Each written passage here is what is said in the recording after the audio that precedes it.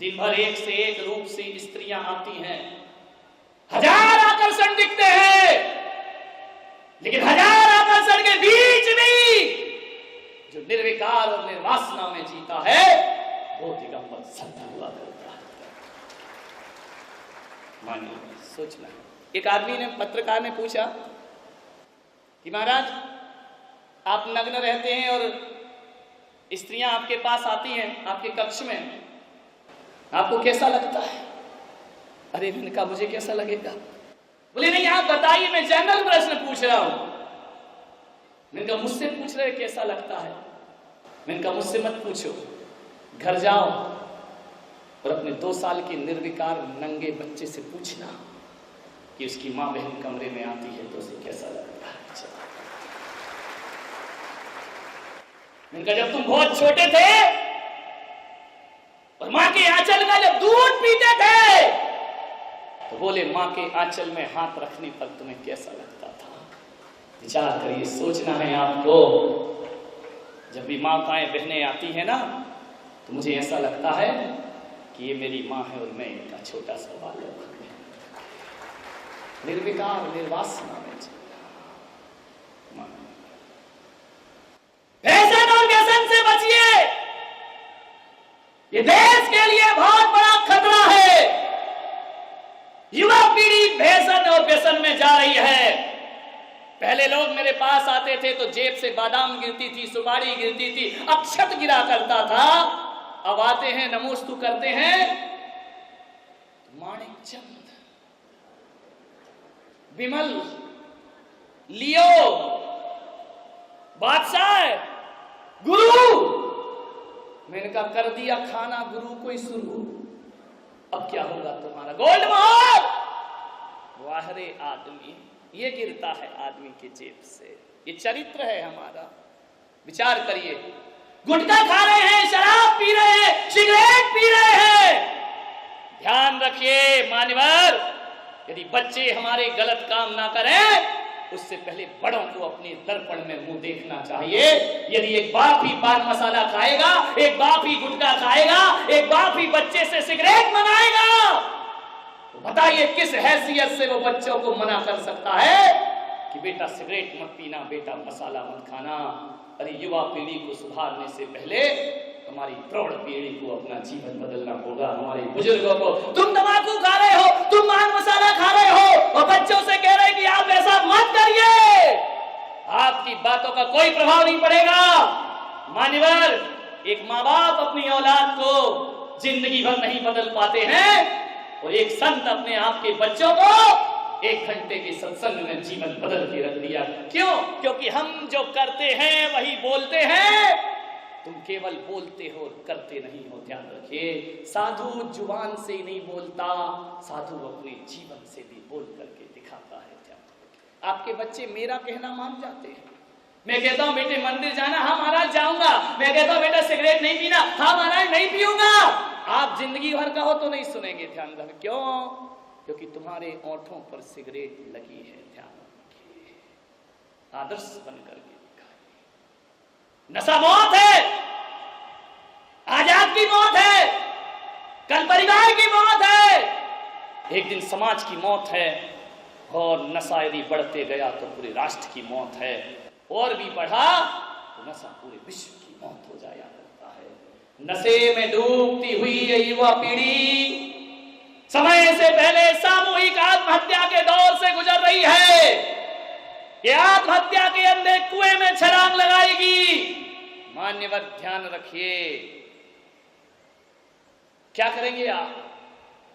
सरकार भी ऐसी दोहरी नीति जीती है कि एक तरफ तो सरकार ने कानून बना रखा है कि शराब पीकर कोई सड़कों में बहकेगा तो उसे पुलिस वाले उठाकर थाने में बंद कर देंगे। ध्यान रखिए, एक कानून ये है हमारे देश में। और दूसरी तरफ यही अंधी सरकार शराब की लाइसेंस देती है, शराब के ठेके देती है। अब जाकर के पूछो दिल्ली दरबार से कि यदि शराब के धड़ल्ले से आप ठेके देंगे, लाइसेंस देंगे, तो ये पीने वाले खरीद के शराब पिएंगे, नहीं तो क्या नाली में डालेंगे? इतना बुद्धू तो हमारा भारत देश नहीं है। ध्यान रखिए, विचार करिए। आप सरकार की ये दोहरी नीति है, चोर से कहती है चोरी करो, तो साहूकार से कहती है जागते रहो। ध्यान रखिए, बदलना पड़ेंगी ये नीतियां। मैं ये नहीं मानता हूं कि सरकार बदलेगी, कुछ नहीं कर लेगी सरकार। क्या करेगी, वो भी मजबूर है। पीने वालों की जमात लगी, सरकार करे तो क्या करे। क्या बाबूलाल जी गौर जब मध्य प्रदेश के मुख्यमंत्री थे, उस समय मैं भोपाल में था, उन्होंने अतिक्रमण तोड़वा दिए। जब भी अपनी सीमा से बाहर मकान आया, बुलडोजर चलवा दिया, और उनको कहा जाता था बुलडोजर मंत्री। जहां भी हम बुलडोजर चलवा देते थे। मैं उनसे कहा था एक दिन कि मकानों के अतिक्रमण को तो तुड़वा देते हो, बोतलों के अतिक्रमण को भी तुड़वाइए, देश का भला हो जाएगा, देश का कायाकल्प हो जाएगा। एक तरफ तो रहने वाले का मकान तोड़ डालते हो, और हर चौराहे, हर गलियारे, हर नुक्कड़ पर शराब की दुकान भी खुलवाते हो। ध्यान रखिए, आज से मैं ये नहीं कह रहा हूं कि अतिक्रमण नहीं तोड़ना, बिल्कुल तोड़ना चाहिए।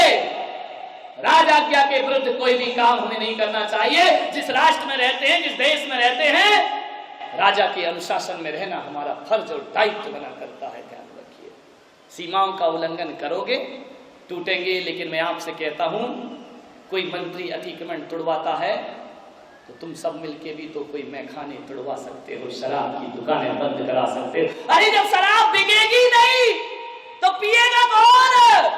और यदि सारे लोग शराब पीना ही छोड़ देंगे तो फिर बेचेगा कौन? ध्यान, गलती दोनों तरफ से है। सरकार की भी गलती है और नागरिक की भी बहुत बड़ी गलती है। ध्यान, क्या हो गया मेरे देश को? जिस देश में गंगा बहती है, हम उस देश के वासी हैं। गंगा इस देश की लाइफ लाइन है मेरे भाई।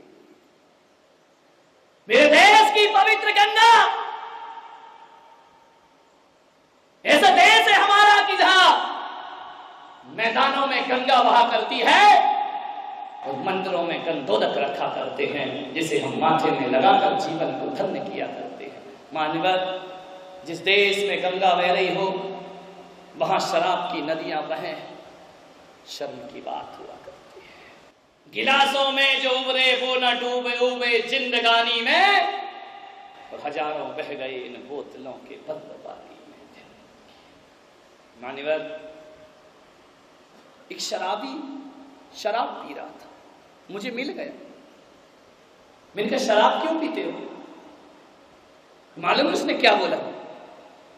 मुझे पीने का शौक नहीं। शर्मा मत, आता है। ध्यान रखिए, पीता हूं गम भुलाने को। मैंने कहा पागल, एक बात बता, शराब पीने से तू गम भूल जाता है? बोले हाँ महाराज, जितनी देर नशा रहता है उतनी देर तो भूल ही जाता हूं। मैंने कहा पागल, तू तो थोड़ी देर को अपना गम भूल जाता है, मगर याद रख, जिंदगी भर को तेरा परिवार गम में डूब जाता है। ध्यान रखिए, अपने थोड़े से गम को भुलाने के लिए पूरे समाज को, पूरे परिवार को गम में डुबो देना, इनका ये कोई नीति की बात नहीं हुआ करती है, कोई न्याय की बात नहीं है, ये अन्याय है। हम क्षणिक शौक के लिए पूरे परिवार को तबाह करते हैं। मैंने कहा एक काम कर, गम भुलाना है ना, आज से गाना गाना बंद कर दे कि पीता हूं गम भुलाने को। शराब पीने से गम नहीं भूलेगा, लेकिन मैं कहूंगा गंगा में नहा ले, गंधोदक माथे से लगा ले। गंगा में नहाएगा तो चंगा हो जाएगा, और शराब में नहाएगा तो भिखमंगा हो जाएगा। ध्यान रखिए, तेरे खाने के भी लाले, पर गंगा में डुबकी लगा लो, गम मिट जाएंगे आपके। गंधोदक माथे पर चढ़ा लो, गम मिट जाएंगे आपके। लेकिन शराब ओंठों से लगाओगे, जिंदगी भर गम तुम्हारा पीछा नहीं। सुरा सुंदरी के शौकीन जीवन के अंत समय में कुत्ते की मौत मरा करते हैं। ध्यान रखिए, मैं आपसे कह रहा हूं, मैं बस बात आपसे कहने जा रहा हूं। मेरी अपेक्षा है, मेरी भावना है कि तुम कुत्ते की मौत ना मरो, तुम जब भी मरो इस दुनिया से जाओ तो कुत्ते की मौत नहीं, एक संत की मौत दुनिया से विदा हो, तुम्हारा मानव जीवन पाना सार्थक और सफल हो जाए। लोग कहते हैं विश्व में शांति हो, क्या होता है विश्व? लोग कहते हैं राष्ट्र में शांति हो, समाज में शांति हो। किसे कहते हैं राष्ट्र, किसे कहते हैं विश्व? विश्व कोई सामान है, विश्व कोई पदार्थ है? ध्यान रखना, एक एक आदमी विश्व हुआ करता है और एक एक आदमी राष्ट्र हुआ करता है।